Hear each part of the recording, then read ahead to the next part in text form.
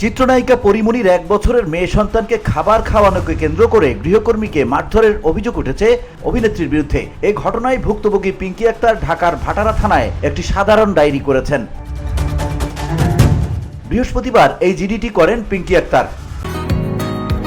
বসুন্ধরা, উত্তরা, বনশ্রী, কুড়িল ও বাড্ডা সহ রাজধানীর বিভিন্ন স্থানে অভিজাত ও অত্যাধুনিক মানের ফ্ল্যাট কেনার এক নির্ভরযোগ্য প্রতিষ্ঠান pleasant properties limited.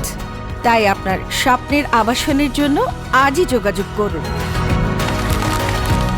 Pleasant properties limited, where destiny matches eventually. ভাটারা থানার অফিসার ইনচার্জ মোহাম্মদ মাজহারুল ইসলাম জিডির বিষয়টি নিশ্চিত করে বলেন, চিত্রনায়িকা পরিমণির বাসার এক গৃহকর্মীকে নির্যাতনের অভিযোগ উঠেছে। এ বিষয়ে ওই গৃহকর্মী থানায় একটি জিডি করেছে। বিষয়টি আমরা তদন্ত করে দেখছি। VOD Bangla news desk.